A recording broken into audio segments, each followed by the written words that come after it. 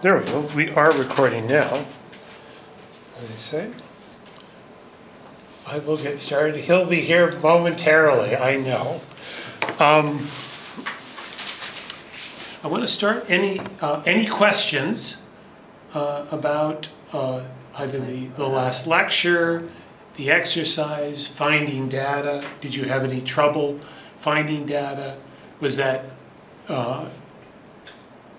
were you able to get online and find the data on the internet?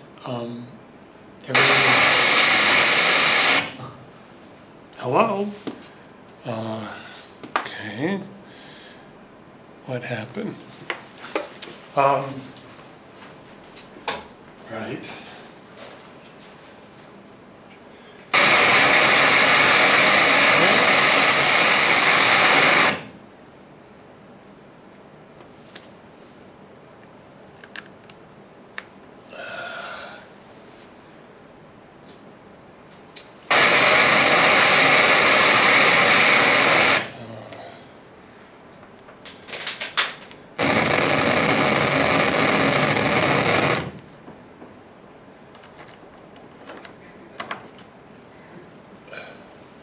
Great, okay.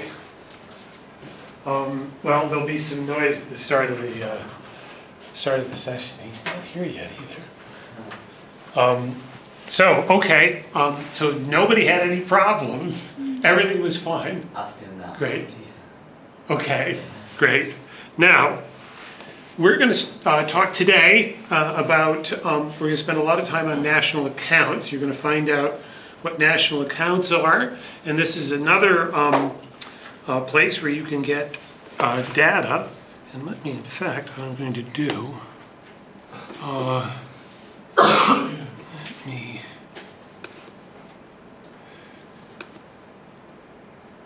there we go. Yeah, I'm going to bring that up as well. Okay. Just remembered I wanted to I'll bring that up later. So what we're going to talk about is we're going to talk about what GDP is. That's gross domestic product. You've seen that before, but now today you're going to find out exactly what that is, how that's calculated, and also more importantly how to analyze it, and what it means, and how to analyze it to make sense of the numbers, the various what are called components of the gross domestic product.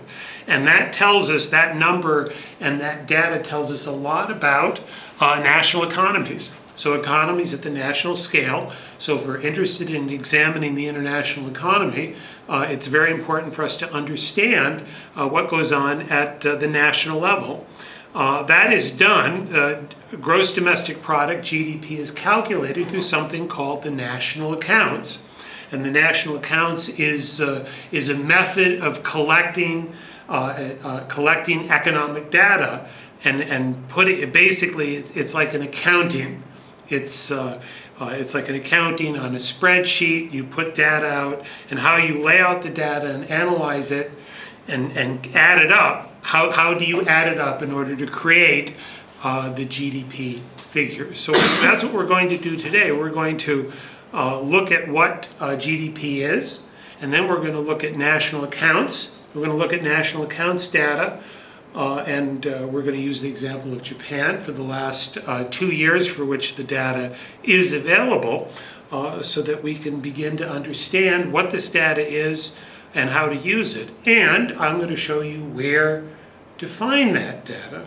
I mentioned a little bit last week about that, the United Nations data. It's available on the internet. I'll show you exactly how to get there. I think I mentioned that last week. I'll go over that a little bit later.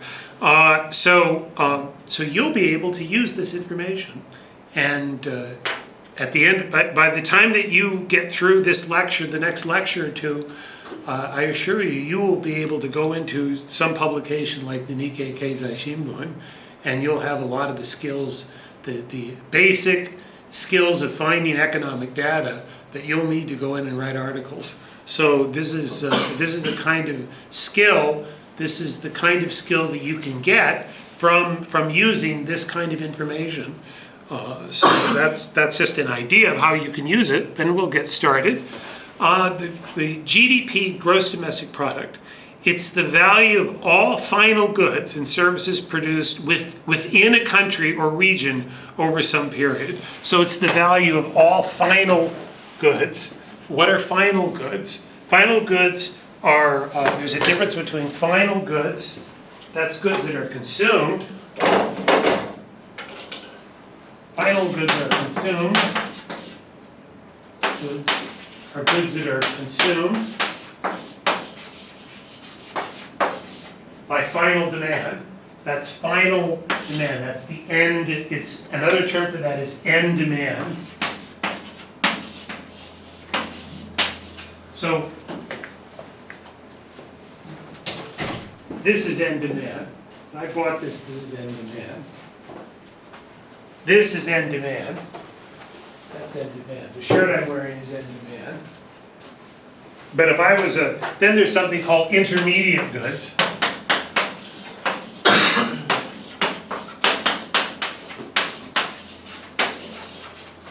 Intermediate, and that also includes, final demand also includes, it can also include companies. So if a company buys, this school, the university bought this television, this is final demand. When they bought this is final demand. So that's a part of GDP. But if I'm the company that bottled this, and I bought the label from someone else, another company that made the label, say, for example, then that's an intermediate good. The final good is my buying this good. The company that bottled this using water and all the other inputs that they use, the plastic, the water, the label, all of that, those are intermediate goods. Those don't count in GDP. GDP is all about final demand, and its measurement is in terms of monetary value at which items exchange in the market. So it's the value that goods exchange in the market. This cost me 120 yen. If I go someplace that I bought this at the vending machine on the 5th floor, it's 120 yen. If I go to some other vending machine, I can get it for 110 yen. Some other vending machine is 130 yen. Whatever price I buy that at, that's the value of GDP. So that's the value. This adds 120 yen. If I'm on top of Fujiyama-san, then I pay 200 yen or 500 yen, then it's 500 yen added to GDP. It's whatever the item transacts and exchange it in the market. As I said, it measures only final good, not intermediate goods. GDP is distinguished from gross national product. Gross national product is a little bit different. Measure. That's called GNP, gross national product, and that includes production by all citizens of a country anywhere in the world. So that's national income. For example, production by, if Japanese citizens are abroad and earning money in gross national product, that counts. I'm an American living abroad, for gross national product, that counts as gross national product of the United States, even though I don't live there. But GDP counts my production here. So my production here, I'm not a Japanese citizen, but I live in this country. I'm part of GDP, but I'm not part. That's national income. If I was as the U.S. citizen, GDP would count. GNP would count for you as might be a U.S. citizen, and if you go abroad, then you would be counted in GNP, but not GDP. So gross, that is the value of all that's produced within a country. It's what's produced within a country. Now, a lot of people think that there's some problems, and there are problems, and we'll talk a little bit about some of the problems with GDP, and what it only measures the amounts of goods and services produced during a particular period. And it does not measure the value of previously transacted goods. This television might have been purchased maybe 2 years ago. Let's say it was purchased 2 years ago. That counted for GDP, say in 2015, if that's when it was purchased. So that would have gone, the value of this would have gone into GDP. Is this still providing value? Absolutely, it's providing value. This is creating value for the university. But it does not count towards, even though it's investment previously expended, it doesn't count towards GDP now. It has nothing to do with GDP now, unless, of course, you're paying to be here. You're paying to come here, and you're paying the university. You're paying for to come to the university. So this is part of the service that is provided. It's part of it's an element of the service, but it does not. That is measured on what you pay the university to attend school. The university here, not because of the television. That's previous. It's necessary to adjust GDP for population to make cross-border comparisons. An important part of that is that if countries' population is growing faster, if a population is growing faster, then that GDP, if people are outputting the same amount, if they're producing the same amount per person as another country with less population growth, then the first country with more population growth has a greater increase in GDP. So this doesn't adjust for population. Now that's important, for example, for this country, because now the population's falling. So the population is falling, and that means that since Japan's population is falling, say a country like the United States, which is still growing at maybe 1% a year, the United States population, GDP is going to grow, even if nothing changes, just because the population is growing. Where Japan, if there's no growth in per person production, then GDP shrinks now. So that has an impact. It doesn't reveal the distribution of goods and services produced among the members of the society. It's just a number. It doesn't tell us how the goods are distributed, and that can matter. And we'll be looking at that later. We'll talk about inequality. And one of the great examples of that, I talked a little bit about it, the country of Equatorial Guinea, for example, in Africa, is a country that is actually, the average per capita income would put it among one of the more wealthier countries in the world, and 99% of the population has nothing. So 1% of the population has everything, and they're very wealthy. Everyone else has nothing in that country. So that doesn't reveal the distribution of goods and services. It needs to be adjusted over time to reflect changes in prices. So you can't really compare from one year to the next. You can't compare from one year to the next. And so what we have to do, and we'll go over that later, is you'll have to make adjustments based on the changes in prices. Prices change, and that affects GDP. It doesn't account for what we call negative externalities affecting the nation or another nation. Let's say, and for example, pollution. If a country produces pollution and it has a negative impact within the country or another country, if that pollution goes cross-border, for example, if you're in Hong Kong, if you're in Hong Kong, there's a lot of pollution from southern China. Well, that reduces the quality of life, but that's not reflected in the GDP statistics. If you live in Singapore, every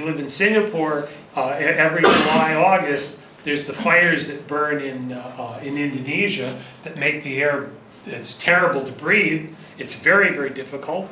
That doesn't go into GDP. So GDP doesn't account for that.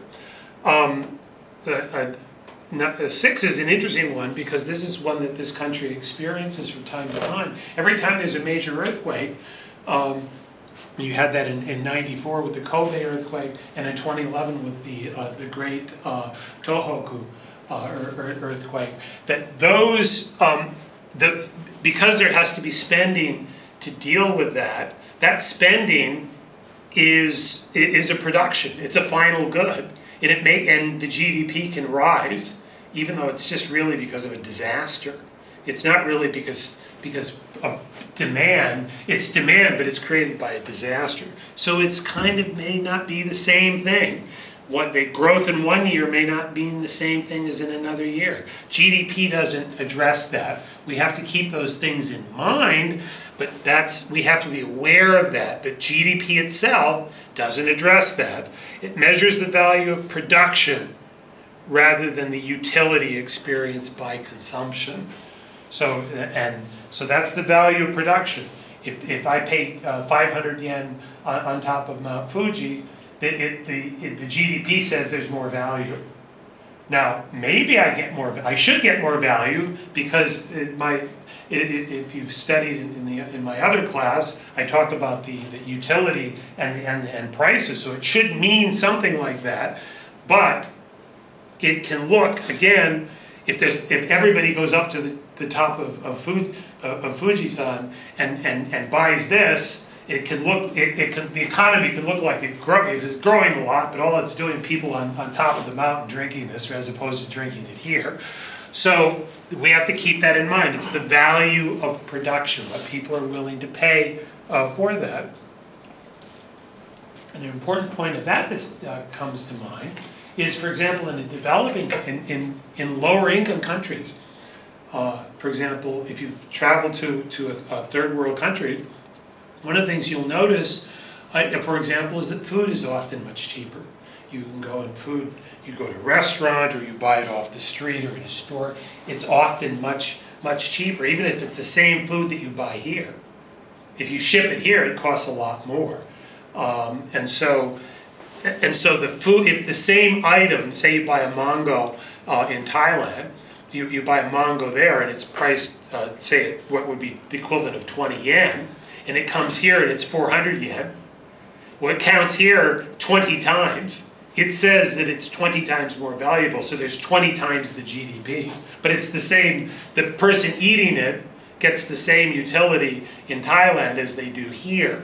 So, again, that can look like, to some extent, GDP just happens to do with everything is more expensive. So we have to keep all of these things in mind. But that given, if we keep all of these things in mind, GDP helps us to think about what's going on in an economy. So it is a reasonable measure. It's an important measure. Some people think it's not. I disagree. But it's important to remember there are problems, and to keep these things in mind when you look at these figures. And a very important thing about, and this will talk a lot of our discussion today, is about an identity, a mathematical identity. An identity, and you'll see that if you see the three equal signs, if you've never seen this equal sign, that says that the relationship is an identity, a mathematical identity. That these are variables on both sides. That the variables on both sides, that the variable here, if something changes here, then something changes here. If something changes here, then something changes here. That's different from a function. Let's say if we have a function, let's say we have f of x equals a plus 7x, okay? This is a function. This depends on this. The value of this depends upon this. This doesn't change. This is just affected by this. It's not that I give a value for this and then there's a value here. This is a function of this. Its value comes from this formula. This is different. It's an identity. If this value changes, then something here must change. If something changes here, then this changes. That's an identity. It's on both sides. And because of that, because of this fact, we're going to be able to say some very interesting things, some very profound things about an economy, is particularly about trade and savings. And we'll see that in a little bit. It's some very, very interesting things that come out because we're talking about identities. So keep that in mind. And now I'm going to talk about the components. Gross domestic product, GDP, is made up of what are called components. And the components are the parts, the various parts. They're like accounting. It's like these are various baskets. Imagine that GDP, the sum of different baskets, and you decide, just like if you're doing accounting, where do I put the basket in? What basket do I put some item of value in the economy? And so what we have, the main ones here, and these are commonly used letters to denote various components of GDP. Personal consumption, that's personal household consumption expenditures. So that's final demand. Private investment expenditures. G is government consumption expenditures, when the government consumes. That's also part of GDP. Expenditures on exports are part of GDP. Expenditures on imports. These ones are very important because we're going to see how that impacts GDP. There's some very important things about this. NX means net exports. That's exports minus imports. Savings. We'll talk when we talk about savings and investment. Savings and investment. That comes up with some very important as part of the identity. We'll see very shortly the importance of savings and investment and how that affects net exports. Most people don't understand that relationship, and you're going to understand that after the lecture today. And we use Y for GDP. That's GDP. So it's GDP, Y equals, so it's Y and some identity of C plus I plus G plus EX minus IM. So that's basically, and as you see, that's an identity. So that when the left side changes, the right hand side changes. And what it also means is that we can move these to either side, and it's still an identity. It's still an identity.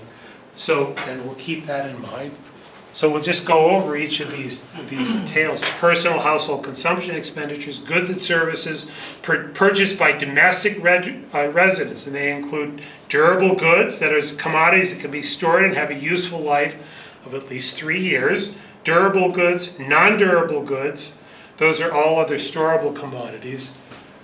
This is a non-durable good. I'm going to drink this, and then it's going to be gone. This is a durable good. It typically lasts at least 3 years. Now, the interesting thing, sometimes computers may not last much. You may have this.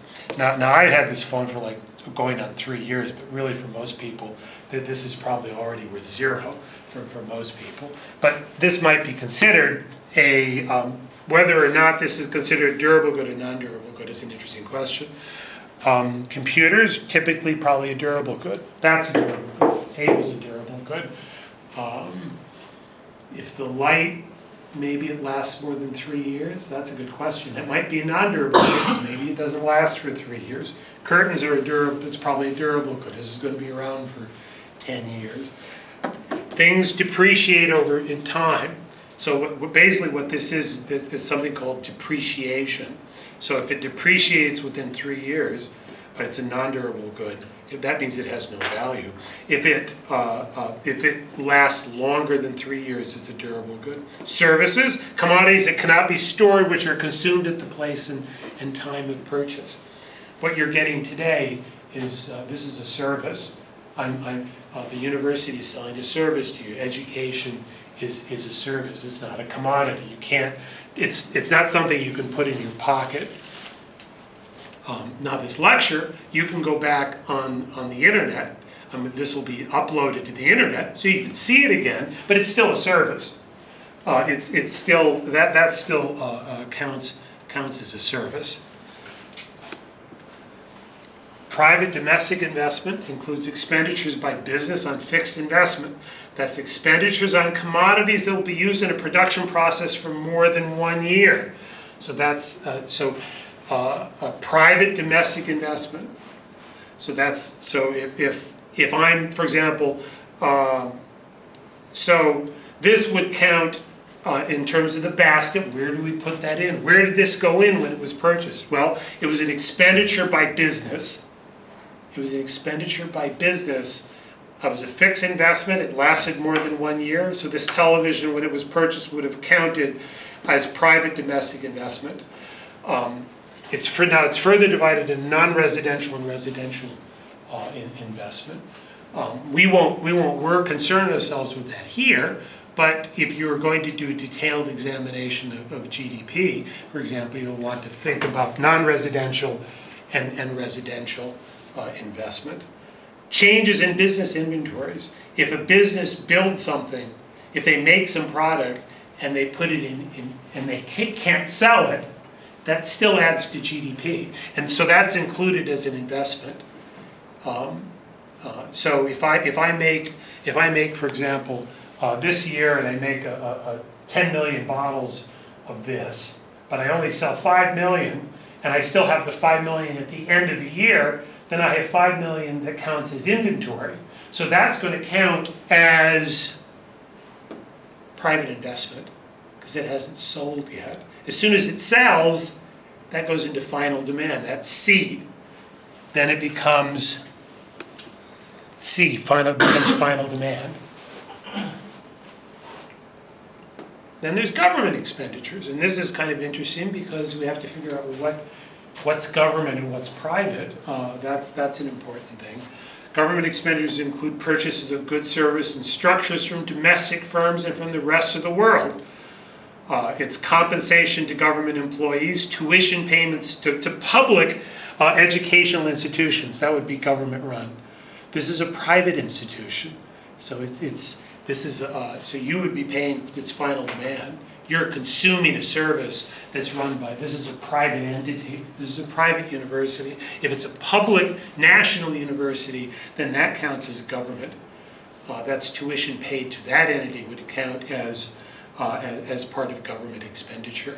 So you have to keep that in, again, it's what basket do we put things into. So this is part of the, and that's part of it. It's kind of an accounting, what's called an accounting exercise. It's a bit. This is a bit of accounting. We say what we have a bean. We put it in this basket or that basket. What basket do we count it in? Now, but it does not include transfer payments. So, for example, if you're on national, if you're getting if you're retired and you're getting money from the government, Social Security, that does not count. Does not include transfer payments and government expenditure. NX, or net exports, are defined as exports minus imports. It's an identity, exports minus imports. Not included in net exports are receipts and payments of factor incomes and transfer payments to the rest of the world. And we'll talk about that a little bit later. That's and that is if a company has made an investment abroad in another country and receives income from that investment, that does not include. That's not an export. That's incomes earned abroad or payments made abroad, and we'll see shortly. We'll go into that a little bit later in this lecture. Savings, that's S, are defined as GDP minus private consumption and government consumption. Savings, that's an identity. Savings are GDP minus private consumption minus government consumption. Investment is not part of that. Investment, it excludes investment. So savings is what's left over. So savings, after we have investment and we take out consumption and government, final demand and government consumption, we have net savings. That number can be positive or negative, depending whether a country is a net saver or a net borrower. And so we'll have some very interesting things to say about that, which you'll learn momentarily. And some of this will probably surprise you. There's some very, very important things here. Now what we're going to do is we're going to begin to use these definitions in order to break them out so that we can now understand a little bit, not just that these are, not just what that these are items that you put in what basket you use, but that you use these, that you now can take these items and break them up in order to really understand some very important things about an economy, both domestically and its interaction with the rest of the world through trade and investment. And that's one of the things we're talking about here, and why we talk about this, why we talk about GDP in terms of global studies. We're studying the global economy because by doing this, we're also not just going to look at what happens within a country, but how the country interacts with the rest of the world. How does it interact? How does it interact through trade, and how does it interact through investment? Those things tell us a lot about the country, a lot about the nature of its economy. So we can, by understanding this, we can learn a lot about the way an economy functions, or the way it doesn't function, whether it functions well or whether it doesn't function well. We can get clues from that. So what we're going to do here is we're going to begin to break that out. And I'll write this on the board as well. It's important for you to understand what's going on. So I am going to write that on the board. And what we do first is we're going to break out these components into subcomponents, into parts. Because the parts are affected by whether or not the consumption, where the consumption originated. So we have breakout, sorry.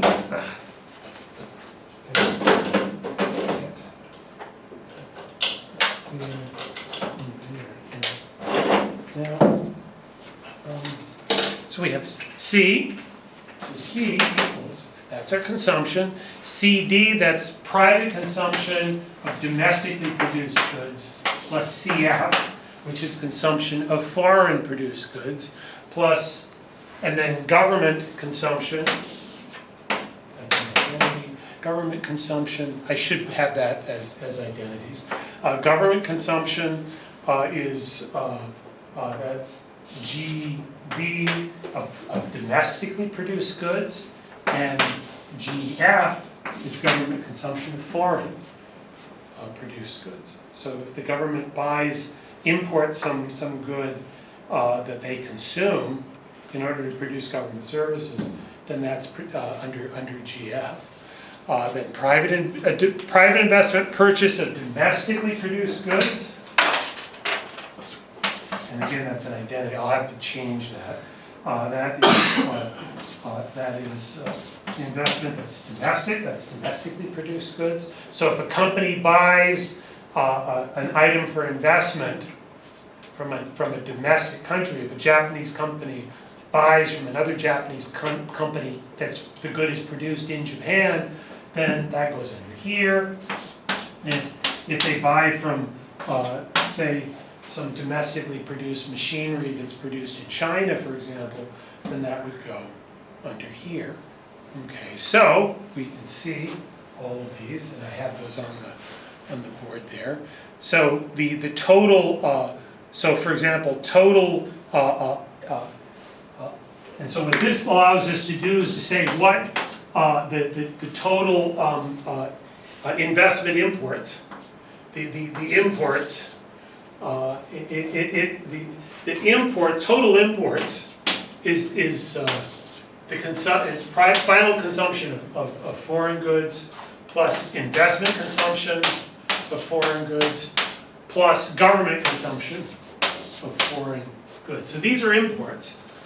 And that again is an identity. I'll have to change that. That will change. So now we can redefine what imports are.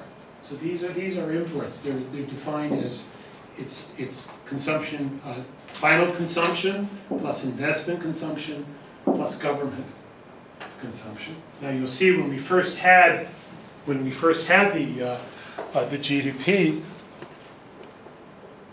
See, we don't talk about that yet. Okay. So now we're going to talk about what are called the national output identities. And there's a reason why we're breaking all this out. It's not just to play around with figures and throw them in various places, because by doing this, we're going to, and I'll have, these are all identities, actually, I have to change all of those are identities. We're going to come up with some very interesting things. Because they're identities, they're going to tell us some very, very important things about the way a national economy works. So we'll start with the national output identity. And the national output identity is that GDP is an identity of the consumption, domestic consumption, plus that's domestic consumption plus domestic investment consumption plus government domestic consumption plus exports. That's another way to write GDP. But there's a reason why we're doing this. There's a reason. It's not just to play games, and we're going to come up with some very interesting things as a result of doing this. So now we can take this domestic consumption, and that is equal to total consumption. That's equal to total CD is equal to total consumption minus foreign consumption. So that's now domestic consumption. That's another way to define domestic consumption. Now then, if we and government and domestic investment, the purchase of domestic goods is total investment minus foreign purchases of investment items produced abroad. And then government, same thing, we'll do the same thing with government, that's an identity. It's government, the domestic government is total government purchases minus foreign government purchases. Okay, so now we're breaking these out. These don't make logical sense. This should be quite clear. Domestic is simply total minus foreign. Domestic, total minus foreign. Domestic, total minus foreign. It's a very logical relationship. So now what we're going to do is we can now substitute. We have this equation. What we're going to do is we're going to substitute all of these into these identities into this identity to show you to show some important relationships. So let's do that here. I'll continue here. And as I say, I've got that there, but I want to write on the board so you can feel the flow of this. So we now we substitute that in. That is y, CD equals, let's just put that like that. That's C minus CF. That is domestic consumption. Then plus I, that's IDI minus IF, plus G minus GF, I'm just making a substitution, plus EX, that's plus exports. So now we've changed, now we have that. Now we've redone that equation, and this then allows us to take that out. We have Y and the identity C plus I plus G plus, or minus CF plus IF plus PF plus EX. Okay. Now, if you look at that, this is simply this is simply imports. This is just simply imports because this is foreign consumption by final demand. This is it's purchases, investment purchases abroad, and government purchases abroad. So those three, that's all imports. That's all imports. So those three. So we've created that basket. We've taken that out. So now what we're showing is that our identity, the GDP, equals this consumption plus investment plus government plus exports minus imports. So this is now what we've done is we've done this in order to get imports into the GDP identity. So where we start with this. We start with where did I have that? That's here. So we started here, and we ended up now with this equation, this identity. So that's where net imports and how we calculate exports minus imports. And this is equal to net exports. That's net exports. So we're very interested in that figure. Now the reason we're interested in that figure is not because we think that if this number is positive, that's good, and if it's negative, that's bad. But we're interested, we're going to then use this to understand some other relationships.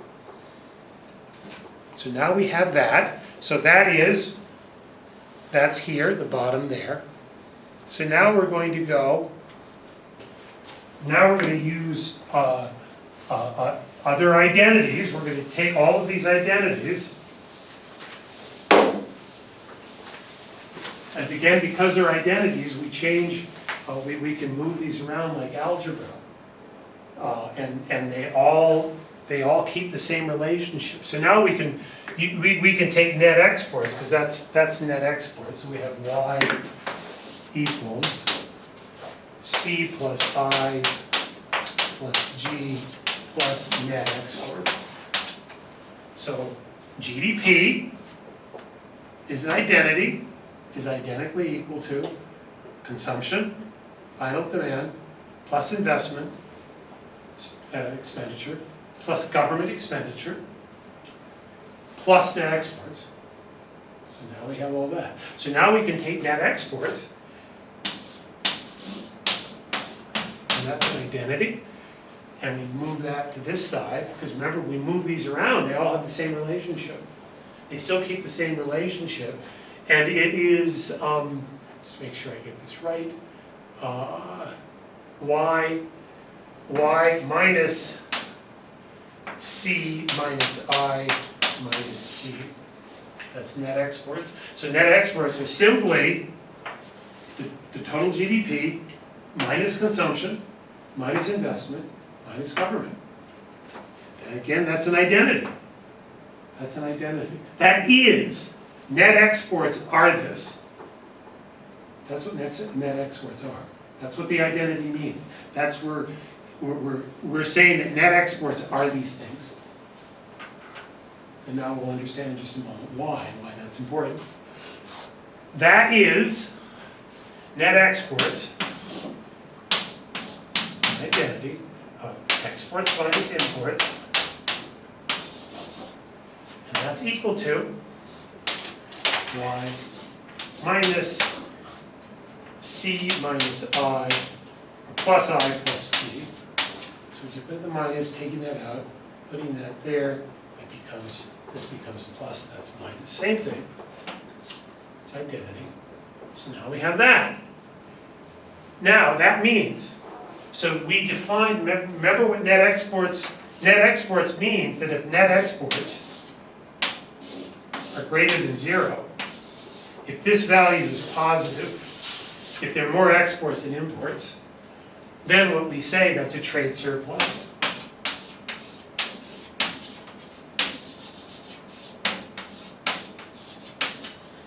And if its net exports are negative,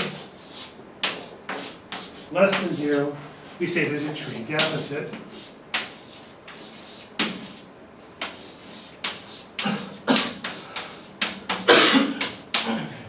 Now what's important here, what's very important to remember, we don't say whether this is a good or bad thing.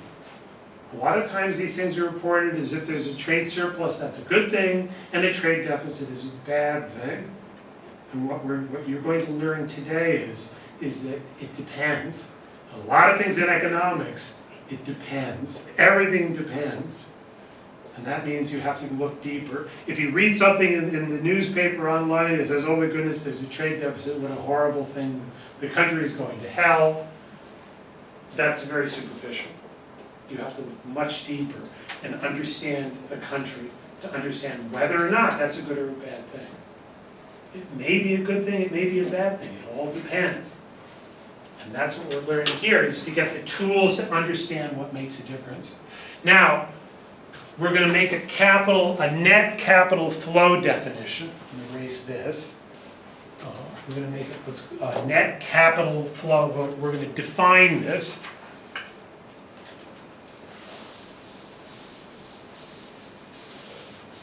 And net capital flow is whether capital flows into or out of the country. Into or out of the country. Savings. In a country, savings minus investment. That's the same I. Savings minus investment. That's a net capital flow.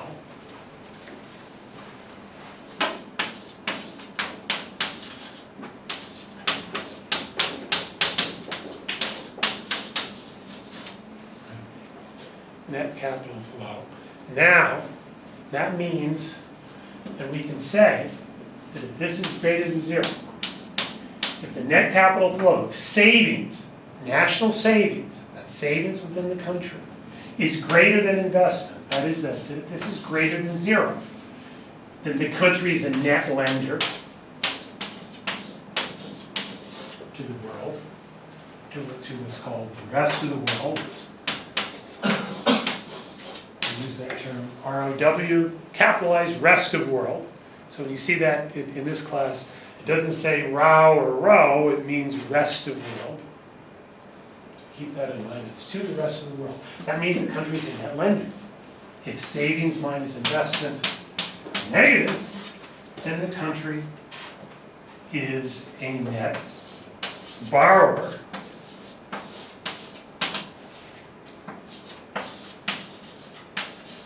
And again, that may or may not be, it may be a good thing, it may be a bad thing. It all depends. A lot of times you'll read that, oh, it's the country's a net borrower, that's a bad thing. It might be, but it might not be. It depends. Again, you have to look deeper. So, now we can use the net exports because we can define, we define net capital flow. That net exports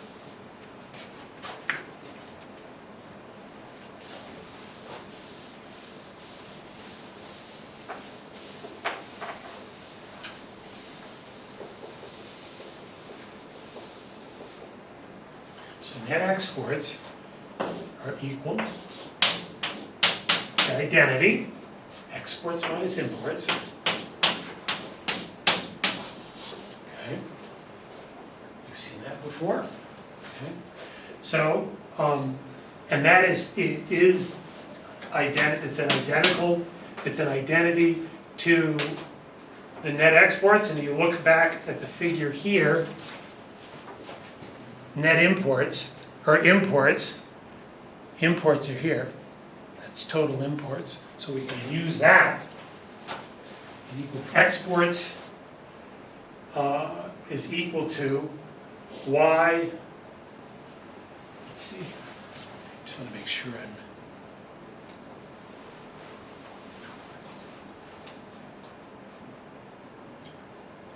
where am I taking that?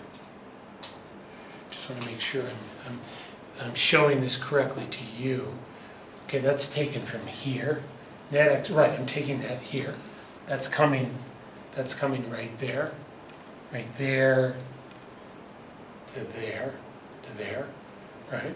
So that's net exports equals y, that's what we previously had, y minus c plus I plus g, okay? So that's identical to that. Now, so net exports, so that's net exports. Now savings, the identity for savings is total GDP. Remember we had savings. We have that here, we have that on the previous. Oh, here. We have, I think I had that on the previous page. Let me just check that.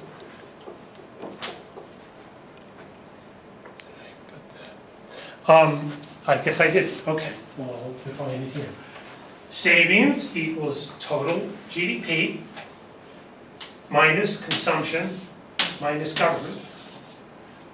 So that's what's that's total savings. Y minus C minus investment. No, that's savings. This is savings.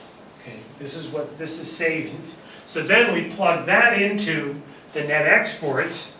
Net exports is identical to exports minus imports.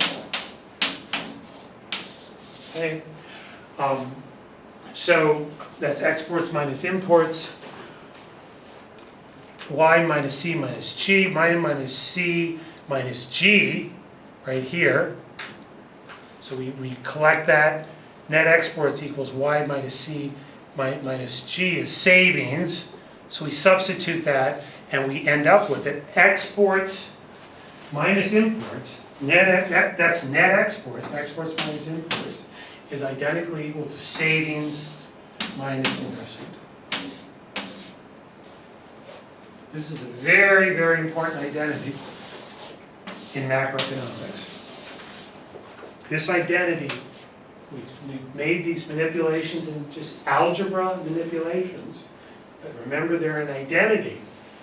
So what that means is that we have, however net exports change, net exports are identical. They're identical to savings minus investment. So if a country saves more than it invests, if it saves a lot, if its savings rate is high, and more than it invests, then it exports more than it imports. That's very important. That says that if a country saves more than it invests, it will have net exports, positive. It will export more than it imports. That's very important, because that means that in fact, the savings rate affects net exports. So if you say that net exports is good, if somebody tells you net exports are a good thing for a country, but you'll say, well, look, net exports are just, if a country is exporting, that means they're just saving more than they invest. That may be a good thing, or maybe they're saving too much. Maybe people are saving too much, and maybe they'd be better off if they spent more now. That's another question. This is very, very important. Most people don't understand this. This is a very important thing about macroeconomics and macroeconomies.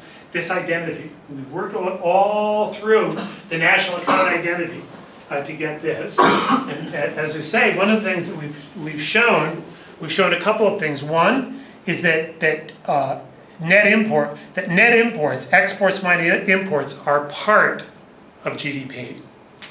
It's part of GDP. And net savings are part of net exports. Net savings are net exports. They are net exports. It's an identity. So that means that if savings increases, you'll see that net exports increase. So sometimes you'll see things happen in an economy, and you'll say, "Oh, you're getting net exports. They're growing. Isn't that wonderful?" Well, it might be because the domestic growth is so bad. The economy is shrinking, and because the economy is shrinking, now you're getting net exports. That may not be a good thing at all. There was a fellow who ran Romania. You've heard of the country Romania. It's in Eastern Europe. It was once a communist country that was run by a dictator named Ceausescu. And Ceausescu borrowed a lot of money from the West in order to develop his country in the early 1970s. And in order to pay it back, he was going to run a large trade surplus. He wanted to run a large net exports. What he had to do was had to save a lot more than he invested. That means he had to reduce domestic consumption. That's the way that you reduce domestic consumption in order to increase savings, so that he could have net exports to pay back the loan. So what happened was it made the country became poorer and poorer as a result. It was running net exports. It was wonderful, except the country was becoming poorer and poorer because people were saving so much, they weren't consuming anything. They had lots of exports. They were exporting a lot of stuff, but nobody was had anything to consume at home. He eventually got shot in 1989. The communist government was overthrown in 1989 on a Christmas Day. He was put on in front of a firing lot. He and his wife, and they were shot. So that's what happened. Now, that was a bad ending to that. But that's an interesting story about if anybody tells you that net exports are necessarily good. Just ask Mr. Ceausescu. He might disagree. Now, at the same time, it doesn't mean that net imports, if that's negative, that means savings there's investment is greater. Now, it could be because there's too much consumption. And you may have had that in the United States in the last several decades. It could be. But if a country is growing, if its underdeveloped country is growing, and they need a lot of capital, an underdeveloped country that's growing that needs a lot of capital will typically run a trade deficit, a net trade deficit, because they're importing capital. They're importing capital. They have to pay for it. They pay for it with more, with a net. They're importing more than they're importing more than they export. But they're paying. But that's because the capital's in many cases like that, it's actually needed. So it's a good thing. It aids future growth. So again, it may be positive, it may be negative. Now, I had a student last year that was looking at Italy, and suddenly Italy went into positive net exports, and he couldn't understand why. And I said, look, domestic consumption collapsed. There's a huge domestic consumption shrunk. The economy went into a deep recession. So net exports increased. I said, that's exactly you can see it in the figure. So when you see it in the figure, when you know these things and you understand what these identities mean, you'll be able to look at the GDP data and understand what's going on, and understand it in a much deeper way. And then you can write articles about it, or you can analyze as an analyst or as a reporter, however, if you're a business reporter, or as an analyst, and say, well, this is what's going on. The economy is contracting. This looks positive, but actually it's negative. It all depends. And that's what we want to do here, is to understand deeply what these mean, these identities mean.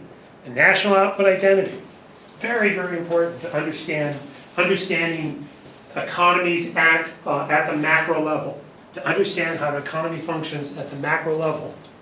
When you can understand this, you can look at these figures and understand a lot about the economy, its relationship with the rest of the world, its position in the rest of the world, whether it's developing, underdeveloped, whether it's at an advantage or a disadvantage, you can start determining that.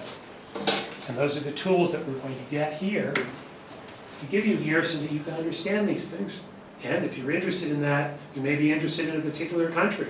You want to analyze a particular country, you'll use these tools. Understanding these identities will help you to understand the GDP data and to analyze. You'll be able to analyze that data. Spend a lot of time going over this page. I'm studying these equations, studying these identities. It's very, very useful. I don't want you to, don't worry about memorizing it. I haven't memorized it. But as long as you can look at it, oh, I get it. I get this. See, and get that, understanding that. Ultimately, you want to understand this. That relationship.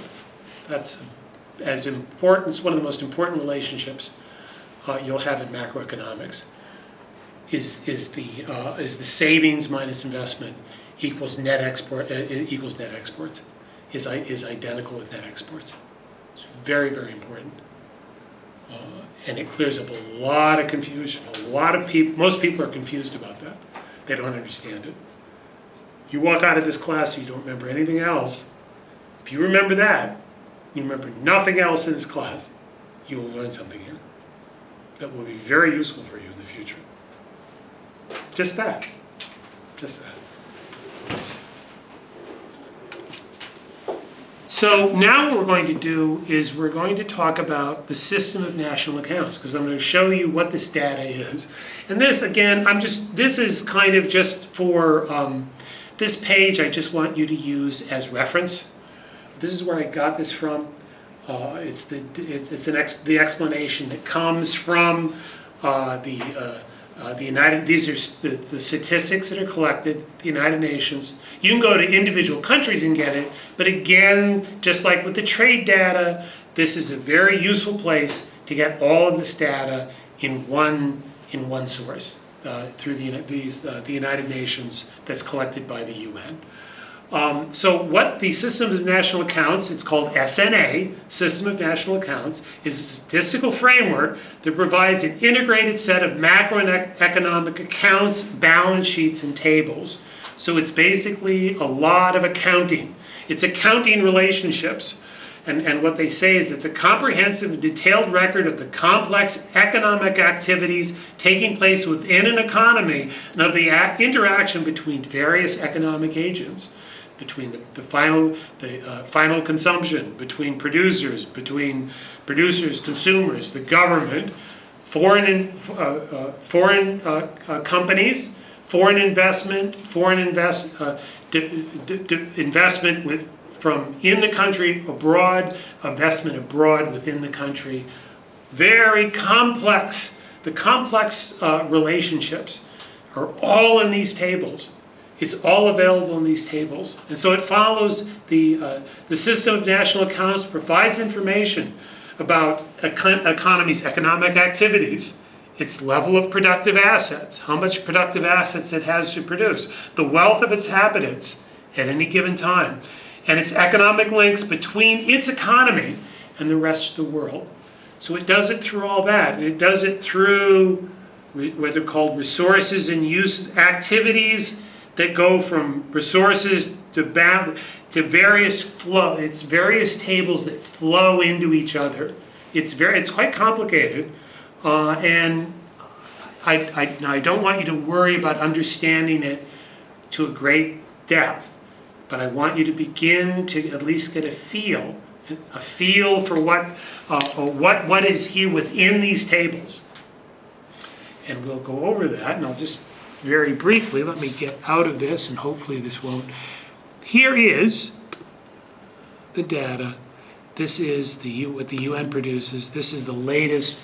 It's the National Account Statistics, main aggregates, and detailed tables. This is available online. Download this for free. It's a 5-volume. It's like 3,000, 4,000 pages of stuff.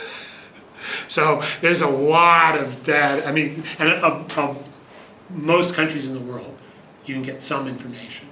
most of the countries of the world, not probably like 98% of the world's population is here. It's all here. And what they have, there's this volume, and Japan is on this page. You can see that's 800 pages. Yeah, it's over 4,000 pages of economic data. Economic data and explanation.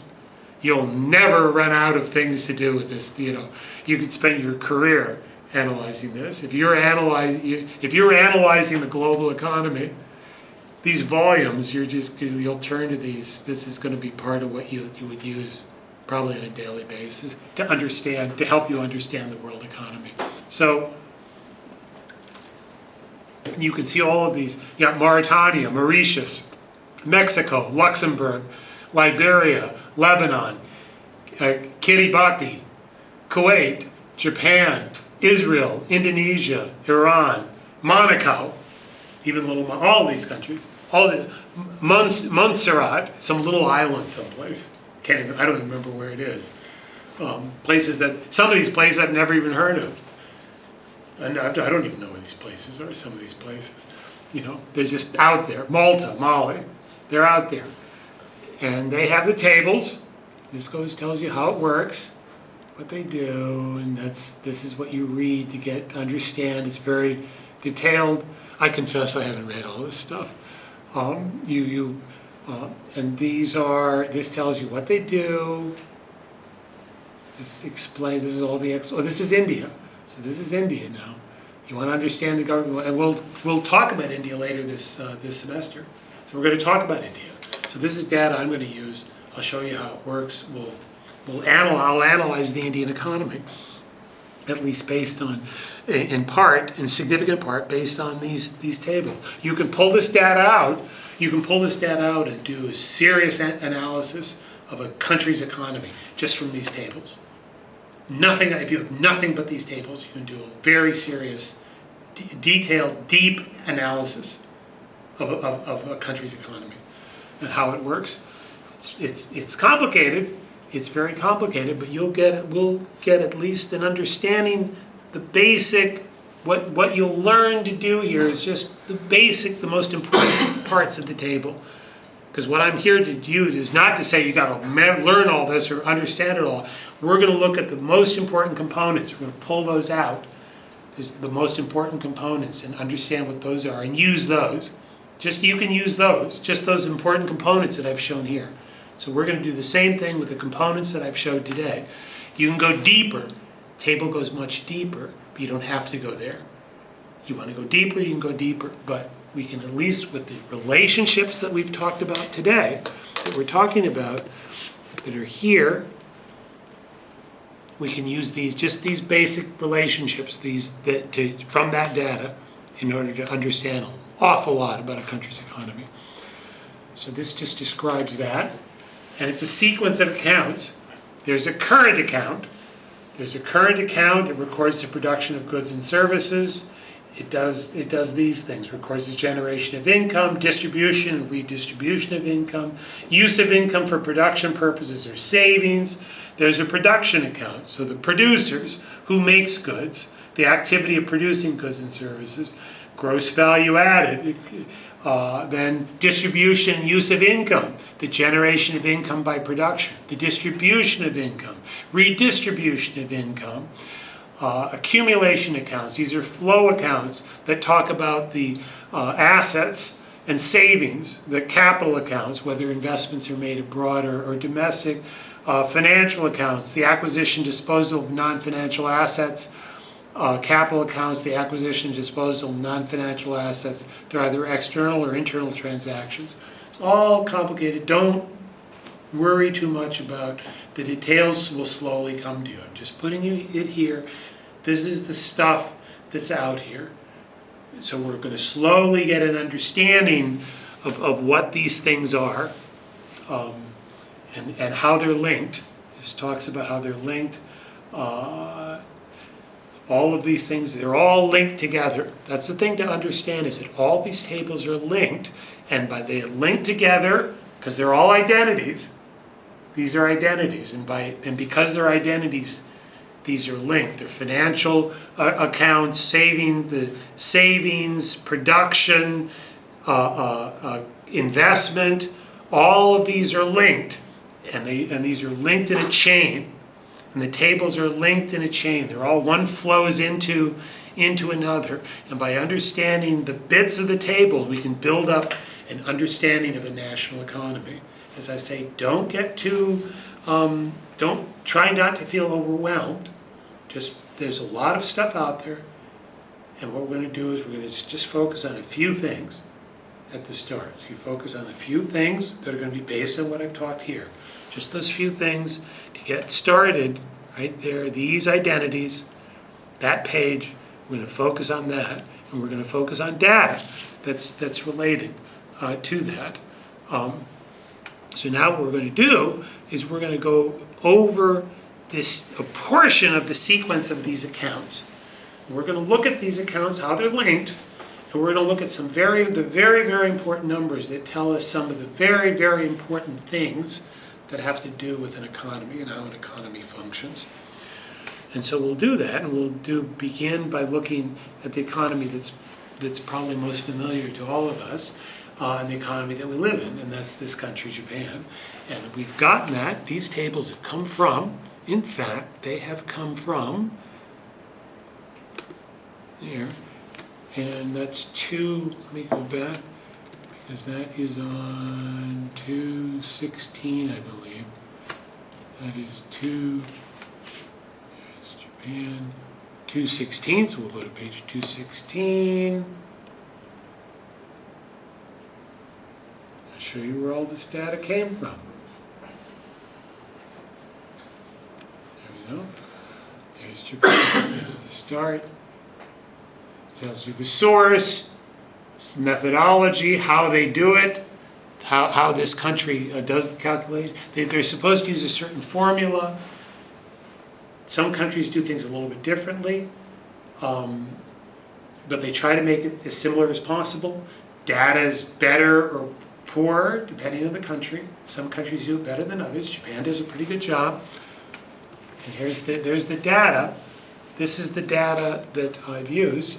These pages, these 2 pages here, those 3 tables, 1.1, 1.2, 1.3, are what I've used, or at least actually 1.1 and 1.3 are what I've used to make these tables.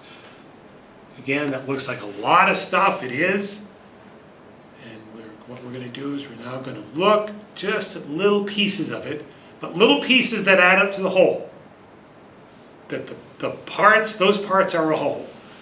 And we'll use those and to get an understanding of those little pieces so you can understand where to turn to if you want to analyze a country. You can go to this source and use this data in order to get an example of a country. So we're looking at a calculation of GDP.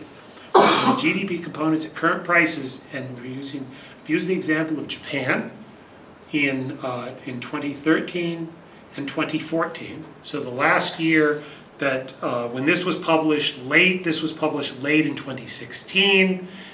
So this was November. So in November, the UN was able to get this kind of detailed data through 2014.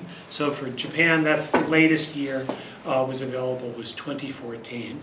We'll have 2015 available later this year for here. Now you can get more updated data. It's very readily available. It's available online, but at least for this book, this publication, this is the latest that it's available. And use this. It's just because I want you to use this, get to know this, familiarize yourself with this data and this source, so that you can use this if you decide you want to analyze another country. And in fact, many of the students that were in my class last year did exactly that. I had a student that used this. The students examined countries like Mongolia. I had Mongolia. I had someone looked at Senegal. Somebody used it to look at Senegal, Brazil. Another person used it to look at Brazil, Italy.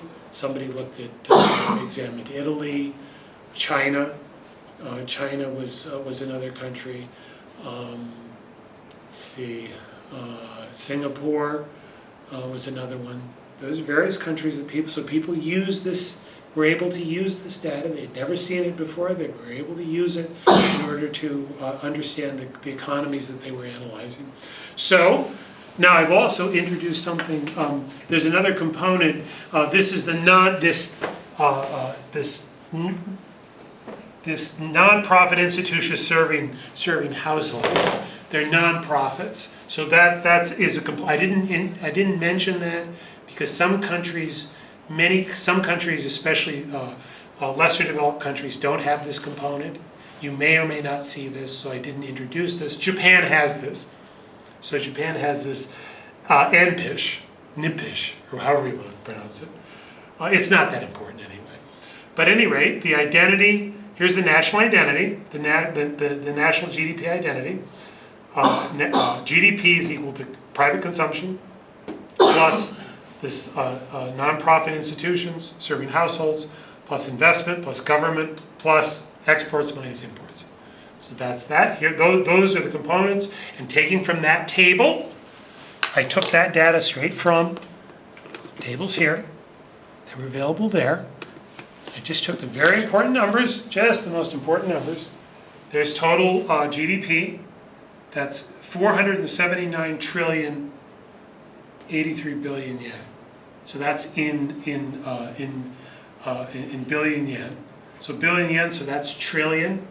That's 479 trillion yen in 2013. That's total. The consumption, private consumption, final demand, 284 trillion. So it's about 55% of GDP. So that's private consumption. Here's this nonprofit. It's very small. It's less than 2% of GDP. Government, that's investment. Investment is a significant part of GDP. Investment's a very important part of GDP. And you can see here that's more than 20%. So in Japan, 20% of GDP. And that's the thing we want to do, is we want to look at these and see what's the percentage. First thing we do is we say, okay, what's the percentage component there? Consumption. Some countries have very, very high percentage of consumption. That tells you something about that country. Some countries are very low, especially if they're saving. A country like China does a lot of savings. They have lower consumption because they're a developing country. They need a lot of capital, so they save a lot. Japan is about in between. The US has a lot more consumption. Japan's a little bit in between, but a typical advanced economy. Very typical advanced economy. This is roughly about 22-23%. Government expenditure. Just roughly the same. 98 trillion yen. Again, a little bit more than 20% of GDP. Then we have exports minus imports. We can see that exports are nearly are almost 20% of GDP. It's fairly high. A significant amount of GDP. And notice how that imports are greater than exports in 2013. So that means that Japan was a net importer. Its NX was negative. So it had a negative trade balance in 2013. So that's the first. That means that Japan is a net borrower from the rest of the world in 2013. Japan borrowed from the rest of the world and to 14 trillion yen. So 14 trillion yen, about 3% of GDP. So Japan was a net borrower from the rest of the world of about 3% of GDP. But that's not the whole picture. That's the important thing to remember. It's just a part of the picture. And again, when you see GDP, people will talk about GDP. It's only a part of the picture. We haven't gotten to the whole picture yet. That's a part of the picture. We're talking about net savings, and we're going to go over more of the picture shortly. Now, I've done the same thing in 2014. You can see GDP has increased, 487 trillion yen. But now the question we have, because this is at current prices, these were the prices in 2014. These are the prices in 2013. The prices have probably changed. So in fact, these are not what we call apples to apples comparison. It's not a direct comparison because the prices have probably changed. If the prices of the components change, then you can't directly compare across the periods. It may or may not mean anything. This may mean the economy grew, or it could mean the economy shrunk. And that's one of the messages I want to give you here. Everything depends.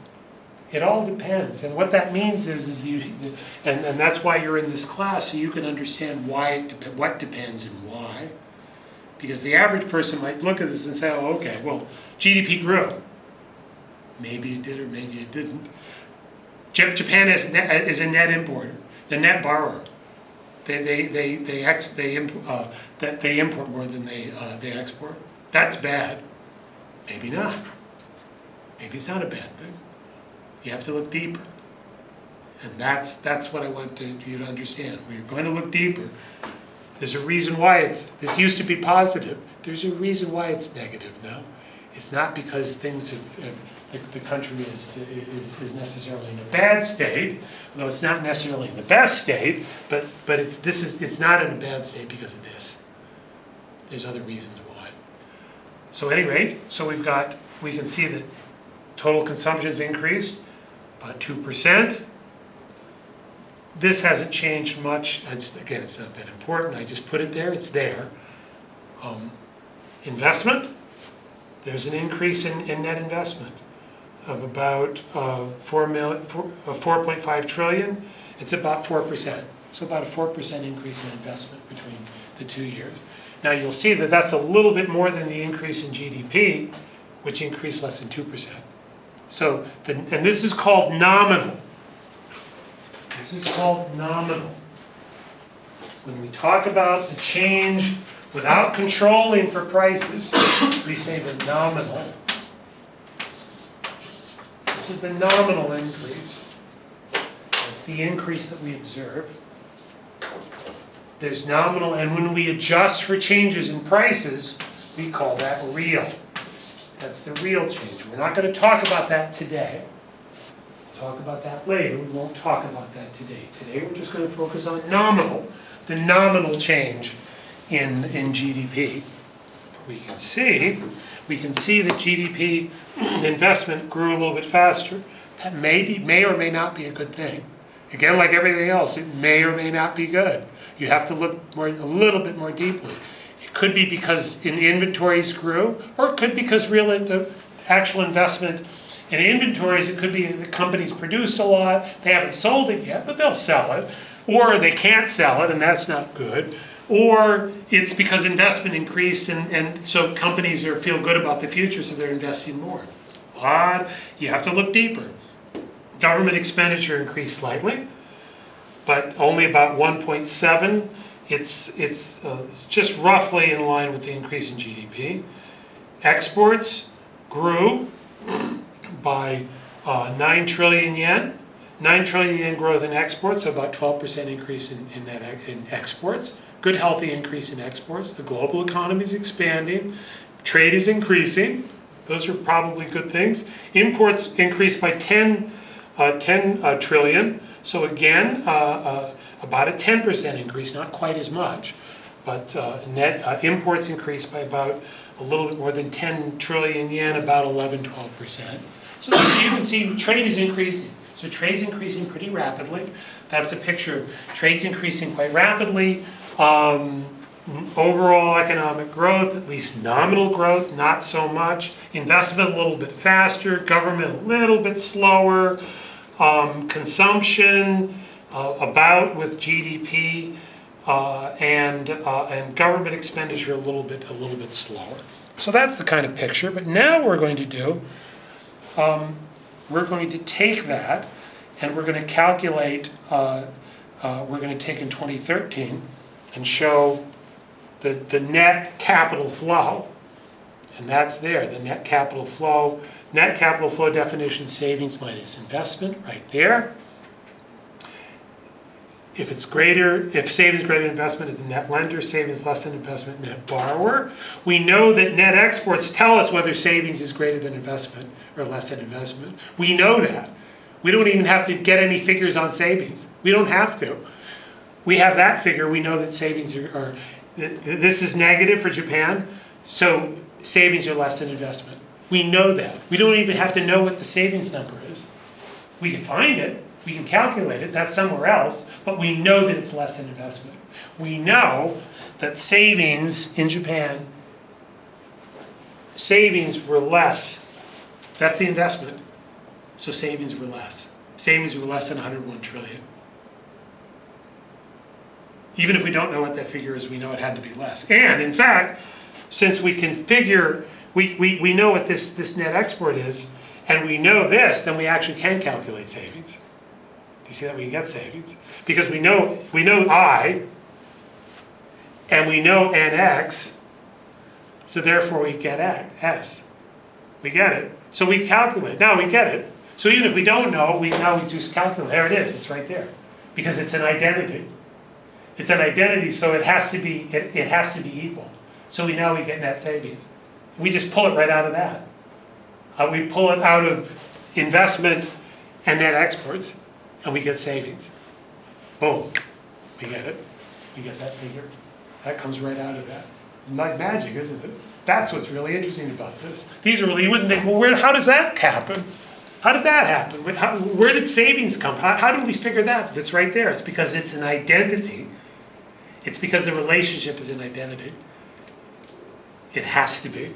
So now we know what savings is. Even if we have no data on savings, we have data on savings. So we just calculate it from the identity. And that is, it's an identity. It's true. It's true. It is true. It's an identity. It's true. It's always true because it's an identity. So keep that in mind. So Japan is a net capital flow, was a net borrower from the rest of the world in 2013. Go to 2014, same thing. All these figures, we calculate net exports. Here, then it increased to 15 trillion. So net exports, again, it was a net borrower from the rest of the world in 2014. Now we're going to go a little bit deeper because we have something else. We haven't talked about it yet. We've talked about GDP. That's GDP, but there's more to the story. There's more to the picture. There's quite a bit more though, to tell us the whole picture. Now let's see if we have time to get through this. We'll just get started here. There's something called the current account. And the current account it's the net capital flow picture represents only one portion of the total financial picture of Japan's interaction with the rest of the world. So if we want to understand more deeply Japan's interaction with the rest of the world, we have to understand what the total current account. Net exports is not the total current account. It's not the total. And so we have to understand the current account measure takes into consideration income payments received by domestic residents and firms from foreign entities. And that's through investments made abroad by individuals and companies. Japanese companies have gone out and they've invested abroad. They've built factories in China, Indonesia, US, Mexico, all over the world. Brazil, all over the world, Japanese companies have invested. Philippines, all over the world. Lots and lots of investment. Japan's a rich country. It's invested a lot of money abroad for various reasons, to produce in those countries, to grow food. A lot of the food is from Japanese companies that invested abroad, growing food and importing to Japan, investing to build automobiles in the US, for example, investing in manufacturing in China that's imported into Japan, that type. So all of those, that's included in here.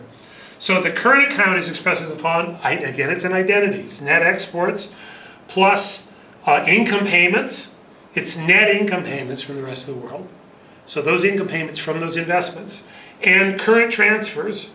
It's current net transfers from and to the net capital transfers, flows of investment that are made by other individuals and other entities from and to the rest of the world.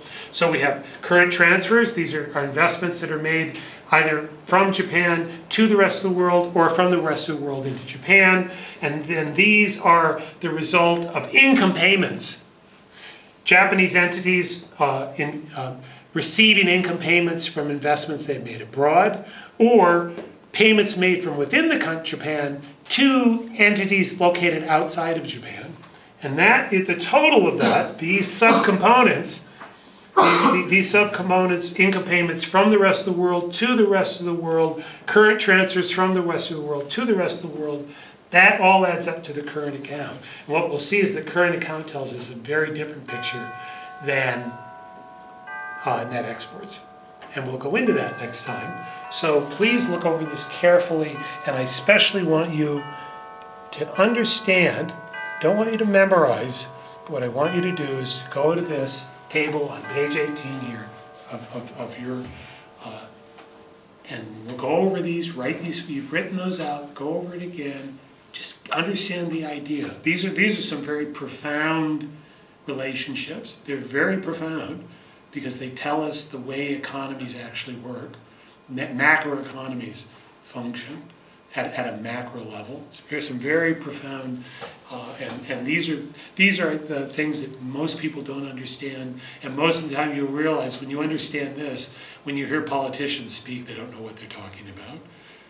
They either don't know what they're talking about, or if they do, then you know they're lying. So understanding this it's a tremendous increase in your understanding of national economies when you understand that page. So thank you. You've had some of you have turned in.